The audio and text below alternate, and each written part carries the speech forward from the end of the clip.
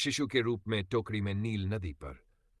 एक यथार्थ चित्रण जिसमें शिशु मूसा एक बुनी हुई टोकरी में शांत नील नदी की सतह पर शांति से लेटा है।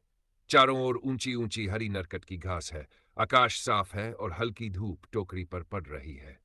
वही बच्चा सफेद कपड़े में लिपटा, घुंघराले काले बालों वाला।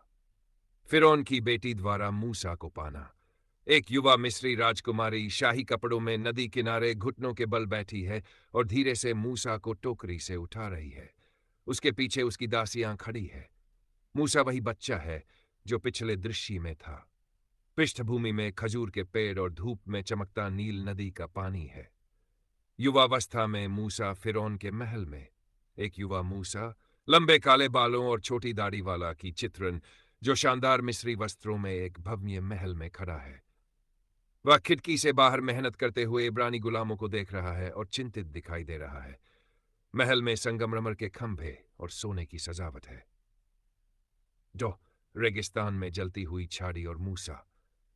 एक नाटकीय दृश्य जिसमें अब वृद्ध मूसा लंबी दाढ़ी और साधारण कपड़े पहने रेगिस्तान में जलती झाड़ी के सामने खड़ा है। उसके हाथ में लकड़ी की लाठी है, चेहरा आश्चर्य और भय से भरा हुआ है। झाड़ी जल रही है लेकिन राख नहीं बन रही।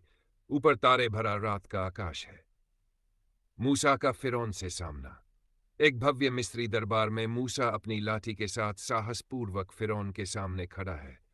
फिरौन क्रोधित है और उसके पास रक्षक खड़े हैं। मूसा आत्मविश्वासी दिखता है, वही वृद्ध रूप, इब्रानी वस्त्रों में। उसकी लाठी से हल्की सी दिव्य चमक निकल रही है। मूसा द्वारा लाल समुद्र को चीरना।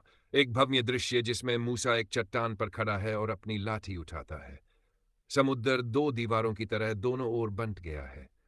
मूसा के पीछे इजरायली लोग सूखी जमीन पर चल रहे हैं। आकाश नाटकीय है। मूसा के वस्त्र और बाल हवा में उड़ रहे हैं और उसके पीछे दिव्य प्रकाश चमक रहा है। मूसा और 10 आज्ञाएं। मूसा अकेले सीनै पर्वत पर खड़ा है। हाथों में 2 पत्थर की तख्तियां हैं जिन पर प्राचीन हिब्रू लिपि में लिखावट है। पर्वत पर बादल है, बिजली चमक रही है, लेकिन एक दिव्य प्रकाश की किरण मूसा पर पड़ रही है। वही वस्त्र पहने गंभीर और आध्यात्मिक रूप में दिख रहा है।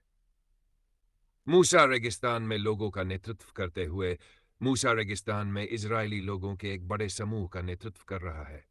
वह बुद्धिमान और दृढ़ दिखता है। उसके हाथ में अब भी लाठी है। लोग विश्वास के साथ उसका अनुसरण कर रहे हैं। पीछे तंबू और ऊंट दिखाई दे रहे हैं। सूर्यास्त का सुनहरा प्रकाश पूरे दृश्य पर पड़ रहा है।